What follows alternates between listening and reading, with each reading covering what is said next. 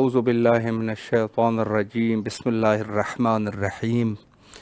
امام حسین علیہ السلام فور عالمی چینل کربلا مقدسہ کے آن لائن ٹرانسمیشن پروگرام معرفت سے منتظر عجل اللہ تعالی فرجہ الشریف میں آپ کی خدمت میں حاضر ہے، اور آج کا مقدس موقع، مقدس مناسبت ولادت باسعادت حضرت امام حسن مجتبیٰ علیہ السلام، لہٰذا اس مناسبت سے تمام مومنین کی خدمت میں اور بالخصوص ہمارے وقت کے امام حضرت بقیت اللہ الاعظم امام زمانہ عجل اللہ تعالی فرجہ الشریف کی خدمت میں عرض تبریک اور تہنیت پیش کرتے ہیں۔ گفتگو کا سلسلہ ماہ رمضان میں حضرت امام زمان علیہ السلام کی ظہور کے لیے آمادگی کے عنوان سے چل رہا تھا کہ کس طریقے سے اس عظیم موقع کو کہ جو اللہ کا عطیہ ہے ہمارے اوپر، اس سے ہم استفادہ کریں، چونکہ جو ہدف روزہ ہے وہ لعلکم تتقون والی بات ہے، یعنی خود روزے کا مقصد یعنی متقی ہونا۔ البتہ اس کی ذیل میں پھر بہت سارے احادیث اور روایات کو جب ہم ملاحظہ فرماتے ہیں تو وہاں پر دیکھتے ہیں کہ کبھی فرماتے ہیں کہ روزے کو ہم نے اخلاص بڑھانے کے لیے اپنے بندوں کے اوپر فرض کر دیا ہے، جو کہ اس تقویٰ کے ذیل میں آ جاتا ہے۔ بس اوقات فرماتے ہیں کہ ہم نے اس وجہ سے روزے کو اپنے بندوں کے اوپر واجب کر دیا ہے تاکہ امیر اور غریب میں مساوات قائم ہو سکے۔ بات آ گئی پھر تقویٰ کی طرف، اور کچھ احادیث میں یہ ہے کہ ہم نے اس وجہ سے روزے کو فرض کر دیا تاکہ لوگوں میں صلہ رحمی پیدا ہو جائے، یعنی جو امیر ہے وہ غریب کے لیے دل میں اس کے رحم آ جائے۔ پھر بھی یہ بات جو ہے اسی تقویٰ کی طرف پلٹ جاتی ہے۔ یعنی کوئی بھی احادیث کا سلسلہ اگر آپ دیکھیں گے، اور جو چیز بھی آپ کو حدیث یعنی مقاصد روزے میں سے کوئی بھی چیز جو کہ معصومین علیہ السلام نے تمام کے تمام کو بیان فرمایا ہوا ہے، یعنی ہر معصوم سے آپ دیکھیں گے روزے کا نتیجہ اور روزے کی جو ہدف ہے، فلسفہ ہے، وہ کیا ہے۔ لیکن ان تمام احادیث کو اگر آپ دیکھیں، جیسے اخلاص ہے، صلہ رحمی ہے، صبر ہے، اس قسم کے احادیث جو ہے وہ خود ماہ رمضان العظیم کے روزوں کی ہدف کے لیے رکھے جاتے ہیں۔ لیکن جہاں آپ دیکھیں گے تو یہ سب کے سب مقاصد خود اسی لعلکم تتقون کی طرف، یعنی خود تقویٰ کی طرف، کہ اصل ہدف جو ہے وہ تقویٰ ہے۔ یعنی گویا یہ کہہ سکتے ہیں کہ یہ سب احادیث فروعات کی شکل میں ہمارے پاس موجود ہے، اور یہ تقویٰ جو ہے اس کی کل ہے، یعنی کل وجود جو ہے وہ تقویٰ ہے، اور باقی یہ فروعات ہے۔ جیسے انسان کے مختلف اعضائی جسم ہوتے ہیں، ہاتھ ہے، پیر ہے، سر ہے، سینہ ہے، اور اسی طریقے سے یہ سب کے سب چیزیں تقویٰ کے وہ جزویات ہے، اور ایک وجود اگر ہو جائے تو خود جو ہے وہ تقویٰ ہے، ایک وجود تقویٰ ہے۔ تو پس روزے کا وہ ہدف جو ہے وہ تقویٰ ہے، اور اس تقویٰ داری کے ایام میں کہ ہم تقویٰ کی طرف جاتے ہیں تو خوب فائدہ اٹھا سکتے ہیں کہ ہم اپنے وقت کے امام کے ظہور کے لیے مقدمہ سازی کریں۔ مقدمہ سازی یعنی اپنے خود کے وجود میں مقدمہ سازی کریں، نہ یہ کہ لوگوں کے پیچھے انسان لگ جائے، لوگوں کی اصلاح ہو سکتی ہے، کرے انسان، لیکن سب سے بڑا فریضہ اول، گام اول میں جو سب سے پہلا فریضہ ہے، جس کو آپ کہہ سکتے ہیں کہ امام کے لیے زمینہ سازی کرنے، نہیں زمین، خود اپنے وجود کو انسان سب سے پہلے آمادہ کرے، یہ امام کے لیے زمینہ سازی ہے۔ پہلا جو ہے مکلف خود انسان ہے، پہلا جو نیاز مند ہے وہ خود انسان ہے، جس کو ضرورت ہے کہ وہ حضرت امام زمان علیہ السلام کے لیے اپنے وجود کو، اس ظالم نفس کو جو کہ انسان کا جانی دشمن ہے، ہر گمراہی کی طرف رغبت دیتا ہے، کوشش کرے کہ اس ظالم نفس کے اوپر غلبہ پیدا کرے، اور ماہ رمضان العظیم جو کہ ویسے بھی تقوی کا مہینہ ہے، نفس پہ غلبہ پیدا کر کے اس کے بعد جو ہے اپنے وقت کے امام کے ظہور کے لیے آمادہ ہو جائے۔ یہ ہو سکتا ہے، اور یہ کام مشکل کام ہے، آسان نہیں ہے، مشکل کام ہے۔ تربیت نفس جو ہے، خود اپنے نفس کی تربیت کرنا بہت مشکل کام ہے۔ کہنا یہ ہو سکتا ہے کہ آپ اپنے تمام کے تمام جو آپ کے صفات رذیلہ ہے، جہاں آپ کے صفات رذیلہ ہے ان کے اوپر قابو پیدا کرنے کے لیے ظاہر ہے کہ یہ ایک مشکل امر ہے. اور یہاں پر لیتے ہیں انشاءاللہ ایک بریک، اور پروگرام کے نیکسٹ سیگمنٹ میں حجت الاسلام المسلمین علی جناب مولانا سید انوار الحسن زیدی صاحب قبلہ کی خدمت میں انشاءاللہ رہیں گے. یہاں لیتے ہیں ایک بریک اور انشاءاللہ پھر آپ کے حاضر خدمت رہیں گے.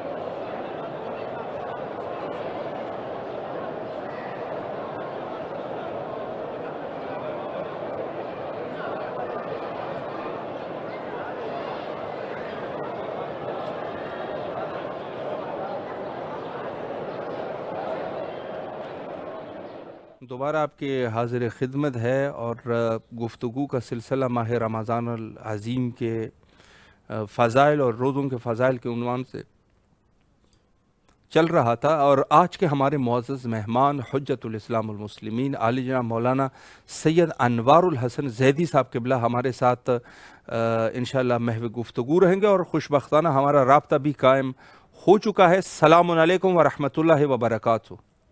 وعلیکم السلام ورحمۃ اللہ وبرکاتہ. قبلہ خیریت سے ہے انشاءاللہ؟ طبیعت مزاج بخیر ہیں؟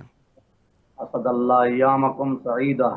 اسد اللہ ایامکم. سب سے پہلے آپ کی خدمت میں امام حسین علیہ السلام ٹی وی کے تمام اراکین کی طرف سے آج کے مقدس روز کی مناسبت سے تبریک اور تہنیت عرض کرتے ہیں، اور نہایت ہی تہہ دل سے آپ کے ممنون اور مشکور ہے کہ آپ نے اپنے مصروفیات کے باوجود، مصروف زندگی کے باوجود ہمیں وقت دیا اور خدمت کا یہ موقع ہمیں فراہم فرمایا.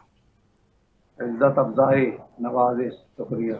شکریہ قبلہ. میں وقت کو ضائع کیے بغیر سوالات کا سلسلہ شروع کرنا چاہوں گا، اور ہماری گفتگو جو ہے وہ خود ماہ رمضان میں روزوں کے حوالے سے اور ماہ رمضان کی فضیلت کے عنوان سے. پہلا سوال میں خود روزوں کے عنوان سے کرنا چاہوں گا کہ ماہ رمضان میں جو اللہ نے روزے واجب فرمائے ہیں، ان روزوں کا کیا فلسفہ ہے، اس پر قبلہ اگر ایک وضاحت فرمائیں.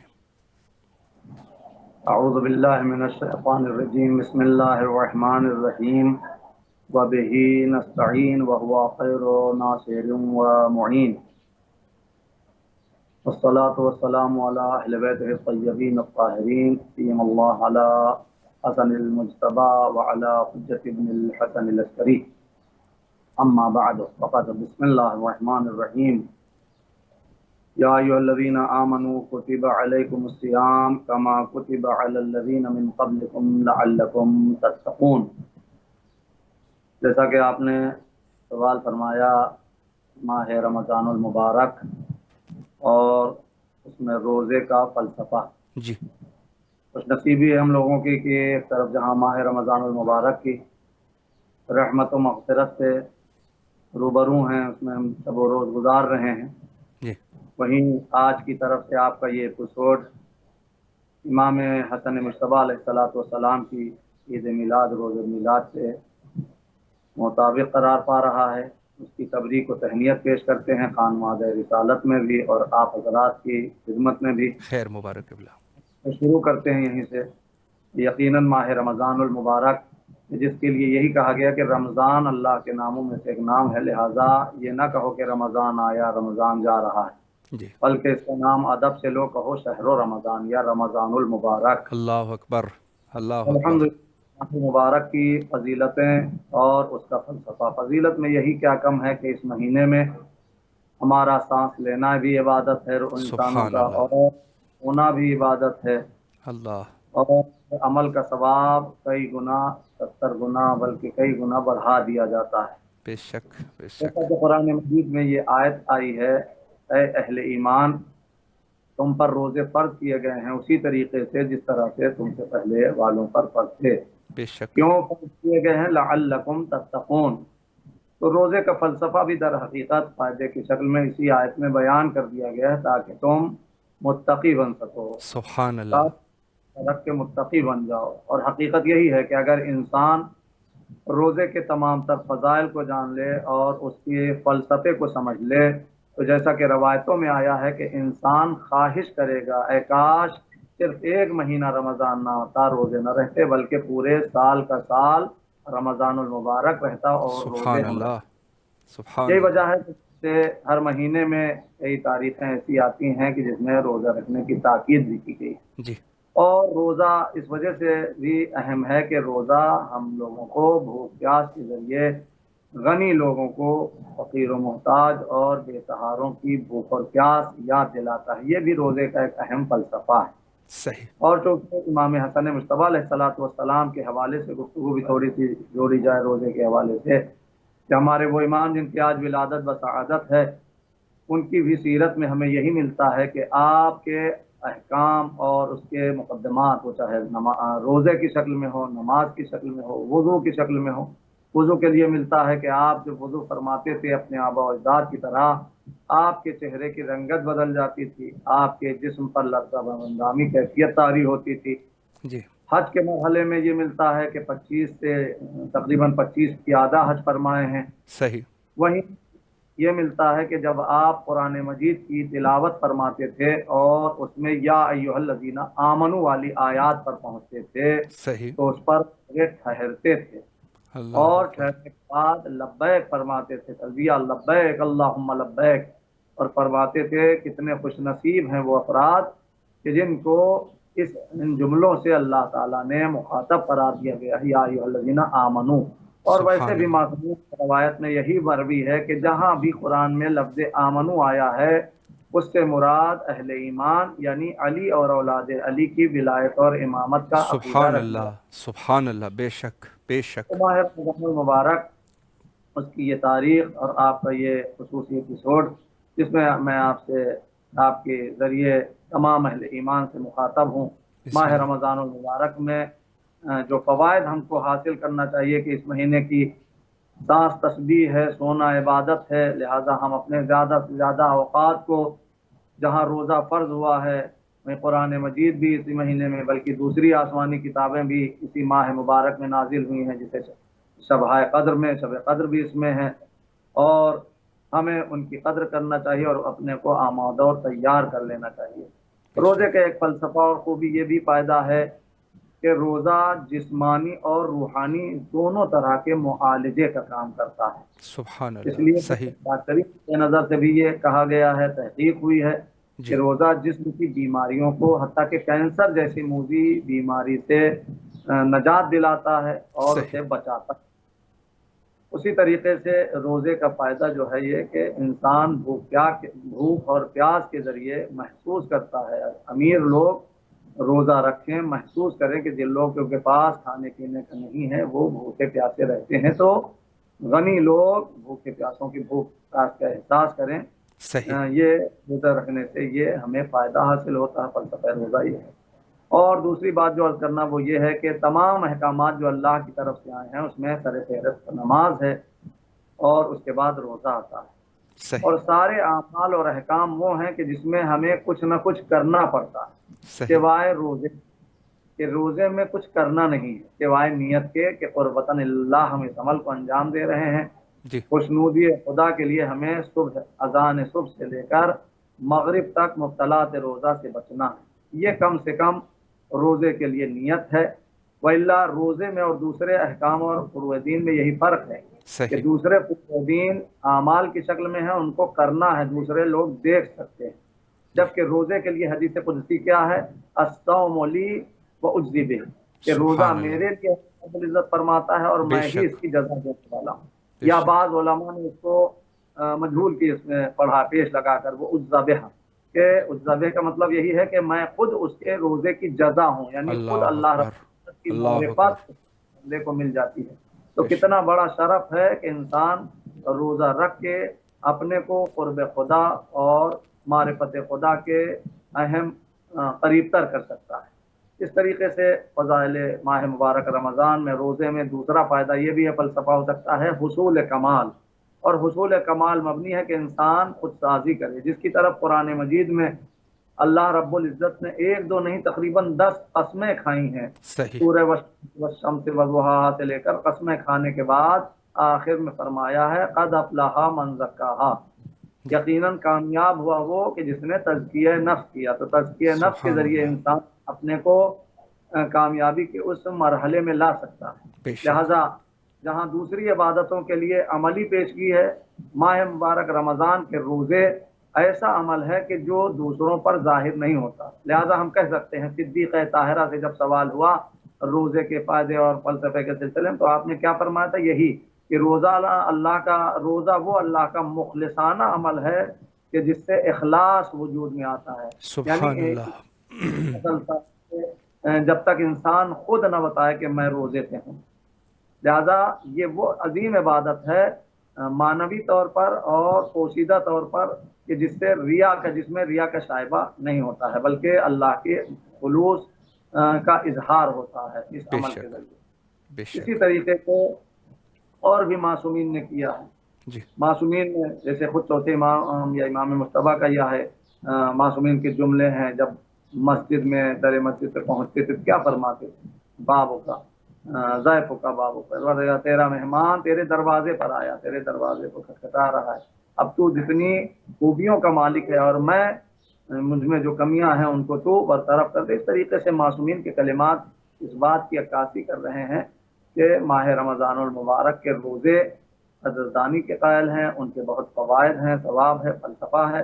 ہم کو چاہیے کہ حصول کمال کے لیے ایک کا جو جذبہ ملتا ہے ان روزوں کے ذریعے، اور شب معراج جب پیغمبر اکرم گئے ہیں اور آپ نے اللہ رب العزت سے یہ سوال کیا تھا فضیلت کے لحاظ سے عبادت میں کہ ما اول العبادہ، سب سے صحیح، پہلی عبادت کیا ہے؟ تو جی، اللہ رب العزت کی طرف سے جواب یہی آیا تھا الصمت والصوم، اللہ اکبر، اللہ اکبر، پہلی عبادت ہے۔ یعنی روزے کے معنی سمت اور صوم، یعنی امساک، خاموشی، ٹھہراؤ، اپنے کو بچانا۔ حتیٰ کہ اسی لیے علماء نے کہا ہے کہ دوسرے محرمات سے تو اپنے کو بچانا ہی بچانا ہے، لیکن رمضان کے روزوں میں اپنے کو حلال چیزوں سے بھی اپنے کو روکنا اور بچانا ہے۔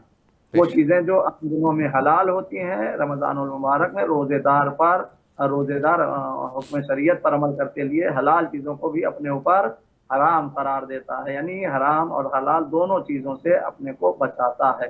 اور یہی انسان جب اپنے کو بچاتا ہے تو اس میں تقوی پیدا ہوتا ہے اور نفس پاک ہوتا ہے، اور خود سازی میں یہ بہترین معین و مددگار ثابت ہوتا ہے۔ نتیجے میں روزے میں بھوک پیاس جب رہتی ہے، انسان کم کھانا کھاتا ہے تو اس مرحلے میں آ جاتا ہے کہ کم کھانے کی وجہ سے حکمت کی میراث روزے کی حکمت قرار پاتی ہے، رحمت خدا، اور روزے کی میراث جو کم کھانا اور کم بولنا رکھا گیا ہے۔ تو جی، انسان جب کھانا کم کھاتا ہے تو اس کے اوپر بہت سی چیزوں کے حقائق آشکار ہو جاتے ہیں، ظاہر ہو جاتے ہیں۔ اسی صحیح، طریقے سے روزے میں خاموشی سمت سے لیا گیا، روزہ سمت خاموشی میں، امساک کے معنی میں، اور یہ زبان جو 32 دانتوں کے بیچ میں ہے بہت نرم ہے، قدرتی چیز ہے، نعمت عظیم ہے، لیکن اس سے بہت سے گناہ بھی ہوتے رہتے ہیں۔ لہذا گناہ کم بولنا اور اپنی زبان کو روکنا۔ اسی لیے معصومین نے فرمایا ہے کہ صرف بھوکے پیاسے رہنے کا نام روزہ نہیں ہے، بلکہ حواس خمسہ کو بھی برائیوں سے، نظر کو ادھر ادھر ڈالنے سے بچانا، بلکہ کل حواس خمسہ کی برائیوں سے اور گناہوں سے، معصیت سے حفاظت کرنے کے بعد ہی صحیح معنی میں انسان روزے دار قرار پاتا ہے اللہ و بے رسول کی شک، نظر میں، اور اس کا روزہ قرب الہی کا بہترین سبب بنتا ہے، اور انسان متقی اور پرہیزگاری کی فہرست میں، جیسا کہ لعلکم تتقون کے ذریعے بتایا گیا ہے، اس مرحلے کو درک کر سکتا ہے۔ بے شک، بے شک، یہ ہے ماہ رمضان کے روزے کے فلسفے اور فوائد کے سلسلے میں۔ اسی طریقے سے روزہ جو ہے نفس کو قابو کرنا اور جی، صبر کرنا سکھاتا ہے۔ قرآن کی آیت میں ہے وَاسْتَعِینُوا بِالصَّبْرِ وَالصَّلَاةِ، جی، مدد مانگو صبر اور صلات سے، اور صبر کی تفسیر کی گئی ہے روزے کی شکل میں کہ یہ جی، روزہ ہی ہے کہ جو انسان کو صبر سکھاتا ہے، اور نتیجے میں ایک اور فرق ہے کہ حواس خمسہ جب انسان ان پر کنٹرول کرتا ہے تو یہ حواس خمسہ اور جہنم کی آگ کے درمیان یہ رمضان کے روزے یا عام روزے جی ہمارے لیے سبب اور ذریعہ بن جاتے ہیں ان کے درمیان بخشش کا۔ لہذا ہم لوگوں کو جان لینا چاہیے کہ کتنے خوش نصیب ہیں وہ افراد کے جو اس ماہ رمضان المبارک کو درک کیے ہیں، روزہ بھی رکھ رہے ہیں اور دوسرے امور جو اس مہینے میں انجام دینے کی تاکید کی گئی ہے ان کو بھی بجا لا رہے ہیں۔ بے اللہ شک، تعالی ہم سب کی طاعت و بندگی کو، ماہ مبارک رمضان کی ساری عبادتوں کو قبول فرمائے الہ آمین۔ اور آپ کی بات میں اللہ اضافہ فرمائے کہ جو اپنے چینل امام حسین سلام ٹی وی کے ذریعے دنیا میں مذہب اہل بیت کے مقصد اور مشن کو نشر و اشاعت عام فرما رہے ہیں۔ سلامت رہے قبلہ، شکر گزار ہے آپ کے۔ آخر میں اگر کوئی پیغام ہے قبلہ مومنین کے لیے ماہ رمضان کے عنوان سے مختصراً تو انشاءاللہ مومنین سماعت فرما رہے ہیں، بسم اللہ کیجیے۔ جی پیغام یہی ہے، پیغام کی شکل میں آپ کے توسط سے کہ یقیناً خوش نصیبی ہے ہم لوگوں کی کہ اللہ تعالیٰ کے ہم سب مہمان بنے ہیں، وہ ہمارا میزبان بنا ہے اور ہم سب کی ذمہ داری ہے کہ اس کی بارگاہ میں پاک صاف ہو کے حاضر ہوں، اور ابھی بھی وقت ہے، ابھی آدھا مہینہ باقی ہے، اس کے ہاں دیر ہے، دیر نہیں ہوتی ہے۔ بے شک، لہذا اگر اس کی بارگاہ میں دیر آئے درست آیت کی یہ مثال کا بھی فائدہ اٹھانا ہے تو صحیح، بارگاہ الہی تو وہ استغفار کریں اور اس کی بارگاہ میں عشر رحمت اگرچہ ختم ہو چکا ہے، عشر مغفرت چل رہا ہے، جی زیادہ سے زیادہ دعائیں پڑھیں، تلاوت قرآن بہت کریں، اس لیے کہ ہمارے محمد و آل محمد کی سیرت بتاتی ہے کہ وہ لوگ شب بیداری کرتے تھے، تلاوت قرآن، دعاؤں، نمازوں کا خصوصی اہتمام فرماتے تھے۔ جی اصحاب ممدوحین پیغمبر بھی قرآن مجید کی تلاوت فرماتے تھے، حتیٰ کہ علماء کی سیرت بتاتی ہے، امام خمینی علیہ رحمہ کے لیے ملتا ہے کہ ہر 3 دن میں قرآن ختم کرتے تھے، اور اسی طریقے سے بہت سے علماء ہیں جن کا یہ ہے کہ رمضان المبارک میں شب بیداری ہی کرتے تھے، سوتے تک نہیں تھے۔ لہذا ہمارے سامنے معصومین اور علماء کی سیرت ہے، ان کو اپنائیں اور قرآن کے لیے جو فرمایا گیا ہے فقرؤ ما تیسر القرآن، قرآن کی جتنی زیادہ میسر ہو تلاوت کی جائے، اور چونکہ اس ماہ رمضان میں ایک عدد تلاوت قرآن مجید کی آیت کی تلاوت کرنے سے پورے ختم قرآن کا ثواب ملتا ہے، لہذا خوش نصیب ہیں وہ افراد جو قرآن مجید کی تلاوت کو اپنا شعار بنا اس ماہ مبارک رمضان کے شب و روز میں، اور صرف تلاوت نہ کریں بلکہ کوشش کریں حروف کی ادائیگی کے ساتھ، یعنی تجوید و قراءت کا لحاظ رکھیں۔ اچھی آواز اللہ کو پسند ہے، لہذا تجوید و قراءت کا لحاظ رکھا جائے، اور ساتھ ہی میں اگر ممکن ہو تو قرآن کی تلاوت کے ساتھ اس کے ترجمے پر بھی توجہ دیں، اس لیے کہ جب تلاوت کے ساتھ ترجمے کو دیکھیں گے یا پڑھیں گے اور سنیں گے، غور و خوض کریں گے، تو لا محالہ اس کے اندر جو اللہ و معصومین کی تفسیر سے ہمیں پیام اور پیغام ملیں گے وہ لائق عمل ہوں گے، ان پر عمل پیرا ہونے کی کوشش کریں، اور زیادہ سے زیادہ کوشش کریں کہ اس ہفتے میں اس مہینے میں مغفرت طلب کریں اللہ تعالیٰ سے اپنے مرحومین کے لیے، کل مومنین مومنات کے لیے، زندہ و مردہ کے لیے، اور ساتھ ہی ساتھ میں آنے والی شب قدر کا استقبال کریں، اور شب قدر میں اپنے وقت کی قیمتی وقت کو توبہ و انابت کے بعد استغفار کے ذریعے نماز، روزے، تلاوت قرآن، ذکر و فکر، دعا نیائش وغیرہ میں صرف کریں، اور اللہ تعالیٰ سے دعا کریں یا من یقبل الیسیر و یعفو عن الکثیر، اے تھوڑے سے عمل خیر کو قبول کرنے والے اور زیادہ گناہوں کو بخش دینے والے، ہم سب کی تھوڑی سی ان نیکیوں کو شرف قبولیت عطا فرما الہ اور آمین۔ ہمارے سارے گناہوں کو بخش دے کہ تو ارحم الراحمین ہے۔ ماہ مبارک رمضان اللہ کی میزبانی ہمیں نصیب ہوئی ہے، مہمانی نصیب ہوئی ہے، وہ ہم سب کا میزبان بنا ہے۔ کتنی بڑی قدر کی بات ہے، منزلت اور شرف کی بات ہے کہ اللہ سے ہم کلام ہونے کا موقع ملا ہے، بے اور شک، آپ کے دوسرے چینل کے توسط سے ہم یہی پیغام دیں گے کہ ہم سب دوسروں کو یاد رکھیں، بے سہاروں کا سہارا بنے، پریشان حالوں کی پریشانیوں کے دور کرنے کا سبب بنے، بیواؤں یتیموں کے اوپر خصوصی نظر فرمائی کریں، اس لیے کہ معصومین نے خصوصی فرمایا ہے بیواؤں کے لیے، یتیموں کے لیے، اور ضرورت مندوں کی ضرورت پوری کرنا اس ماہ رمضان المبارک کے احکام اور خصوصی تاکیدات میں سے ایک اہم حکم ہے۔ اللہ تعالی ہم سب کی توفیقات میں اضافہ فرمائے الہ آمین۔ اور دعا الدعاء بمزيد التوفيقات وازدياد الإقبال وعلو الدرجات. اللهم تقبل منا بقبول حسن إن شاء الله المستعان.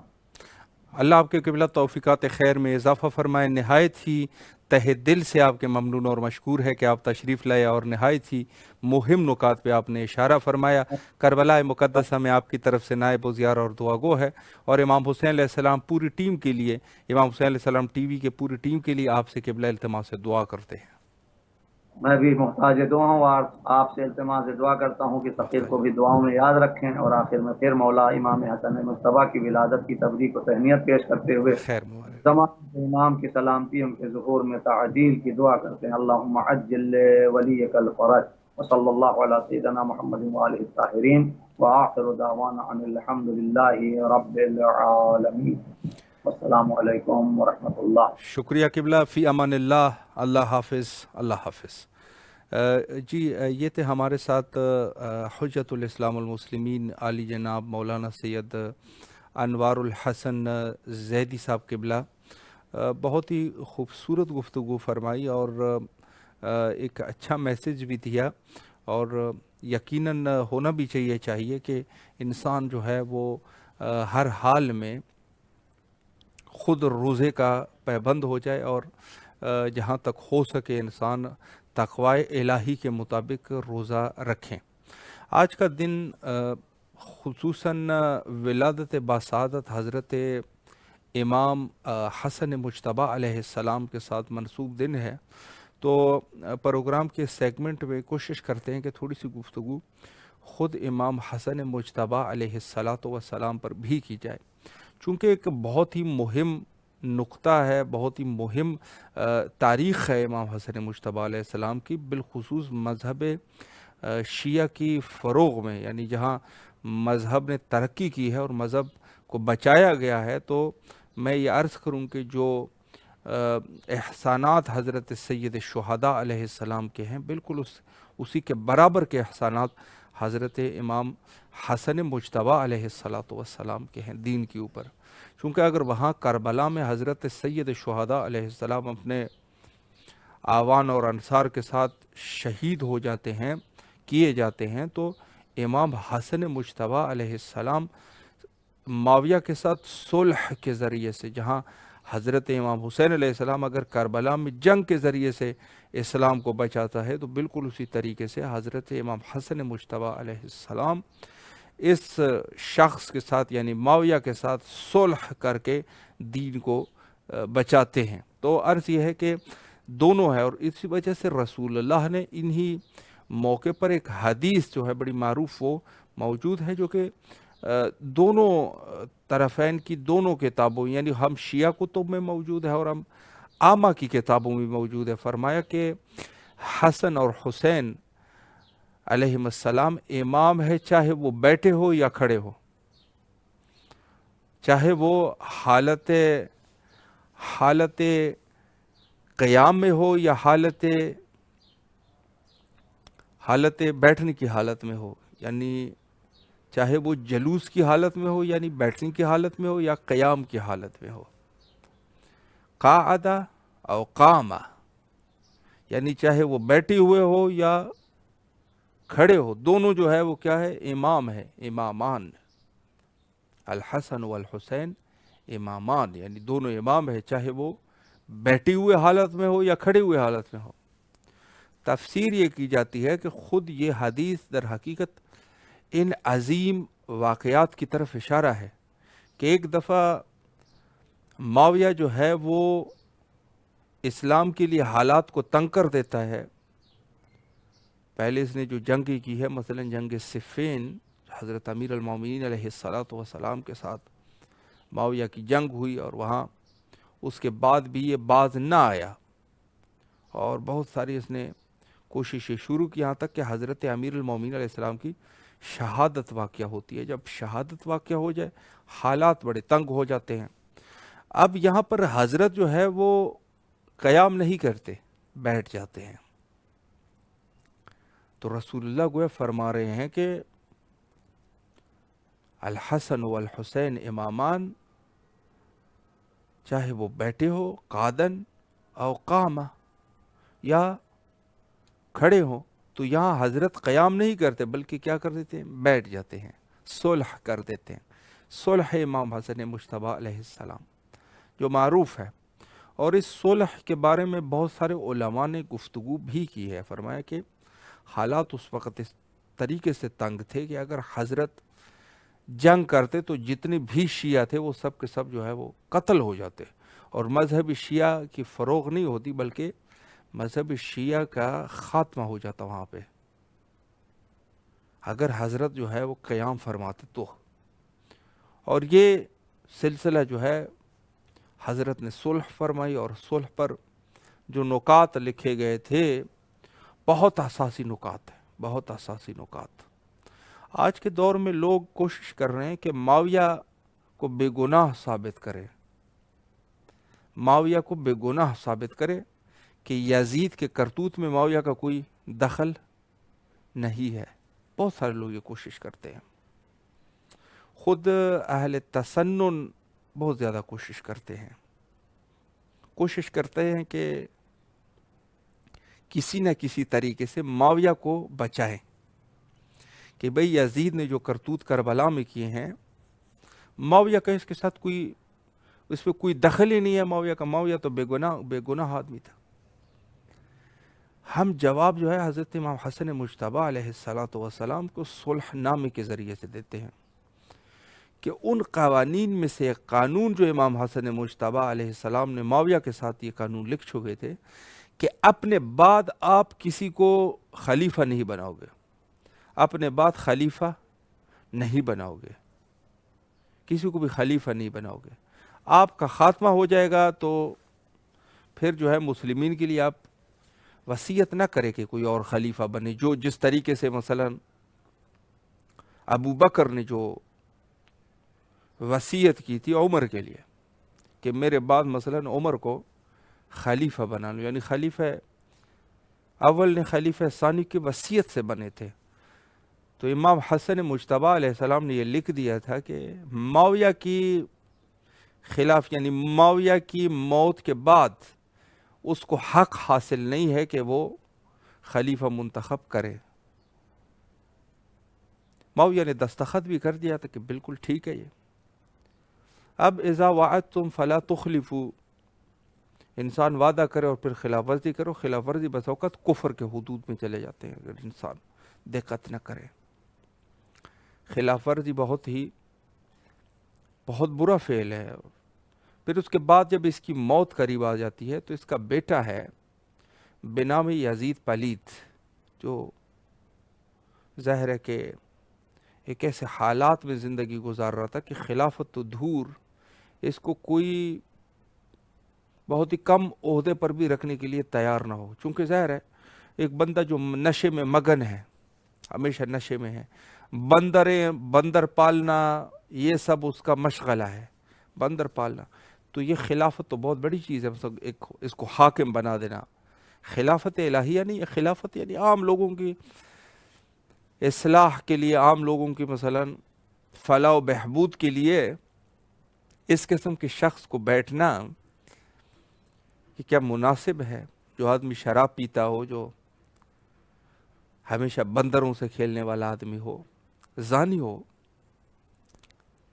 اور دنیا کا ہر فسق جو ہے وہ اس شخص میں موجود ہو، یزید میں، کیا یہ خلافت کا پھر بھی خلافت المسلمین، یعنی خلافت یہ ایسی ویسی خلافت نہیں ہے، مسلمین کی خلافت ہے جس پر یعنی وہ شخص اس پر رسول اللہ کی شرع کے مطابق، یعنی رسول اللہ نے جو دین لے گئے اس کے مطابق سے، اس میں ظاہر شراب کوئی پیے گا تو گناہ کبیرہ ہے، بلکہ یہ شخص مورد اعتماد بھی نہیں رہے گا، اور بہت سارے بس اوقات ممکن ہے شراب پینے سے انسان دین سے بھی خارج ہو جائے، ہو سکتا ہے۔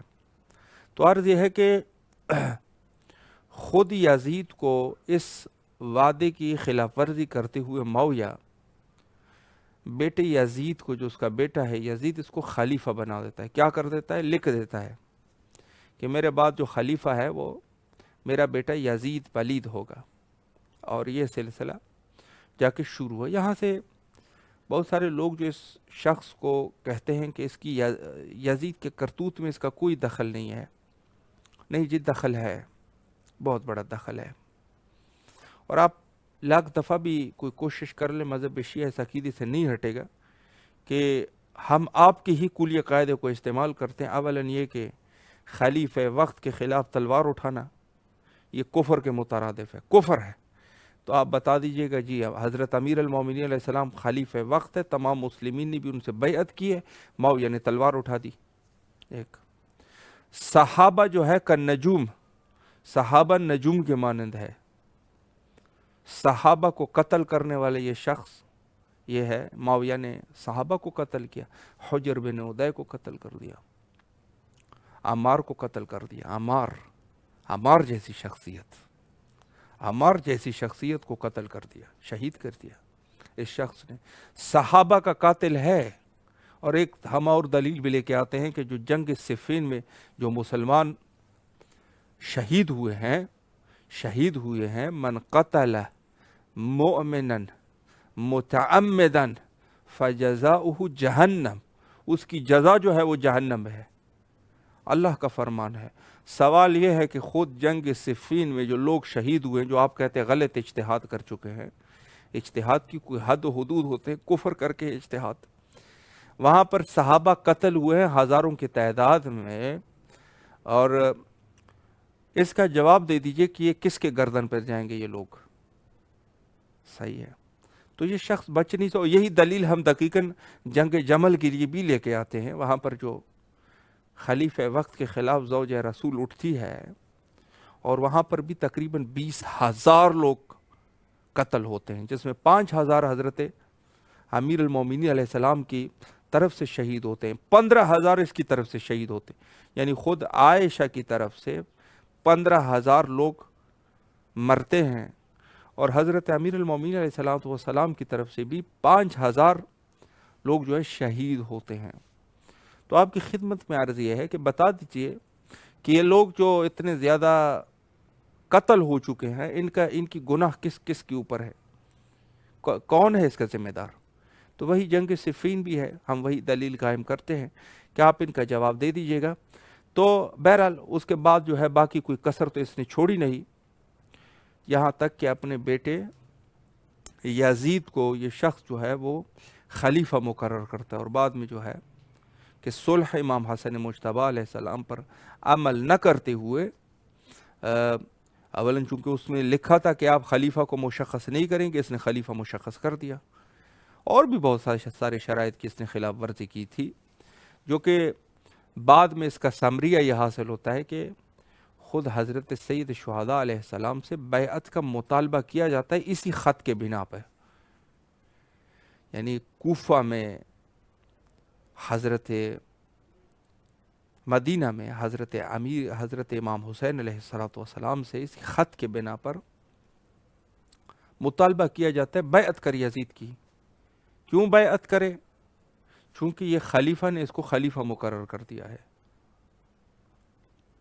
خلیفہ نے اس کو خلیفہ مقرر کر دیا ہے، اور یہ شخص جو ہے وہ جا کے لوگ ان سے جو ہے بیعت لے رہے ہیں۔ حضرت سید شہداء علیہ السلام کی شہادت کی وجہ بھی یہی بنی کہ حضرت نے بیعت سے انکار کر دیا، یعنی وہ کسر میں نہیں کہوں گا، تو کامل ہے اپنے کام میں، لیکن یہ ہے کہ جو تھوڑی بہت گنجائش تھی صلح امام حسن مجتبیٰ علیہ السلام کے بعد، اس سید شہداء نے بہت ہی خوبصورت طریقے سے تکمیل تک پہنچا دی، اور رسول اللہ کے اس حدیث کے مطابق کہ چاہے یہ بیٹھے ہو یا کھڑے ہو امام ہے، تو جیسے امام حسن مجتبیٰ علیہ السلام نے بیٹھ کے فیصلہ کر دیا معاویہ کے ساتھ قادن، اور کاما جو کہ کھڑے ہیں وہ حضرت سید شہداء علیہ السلام ہے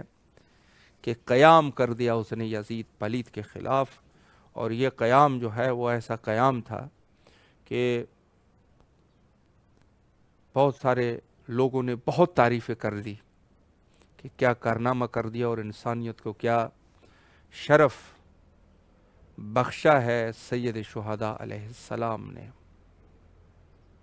یعنی خود یہ ہے کہ سید شہداء علیہ الصلاۃ والسلام نے، جو کہ حتیٰ غیر مسلمان دانشور، غیر مسلمان دانشور، مسلمان نہیں ہے، غیر مسلمان ہے، انہوں نے بھی کہہ دیا، اس نے کہا حسین جیسا کوئی نہیں. یعنی گویا رسول اللہ نے فرمایا کہ اگر امام حسن مجتبیٰ بیٹھ جائے پھر بھی امام ہے، اگر میرا فرزند امام حسین کھڑا ہو جائے تو پھر بھی امام ہے. ان کے قیام میں یہ امام ہے، وہ بیٹھنے میں امام ہے، دونوں برابر ہے، دونوں برابر ہے.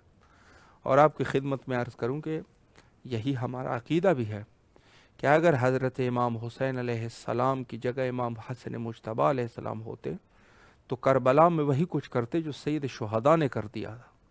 اور اگر سید شہداء حضرت امام حسن مجتبیٰ علیہ السلام کی جگہ پر ہوتے تو وہ بھی معاویہ کے ساتھ صلح ہی کرتے.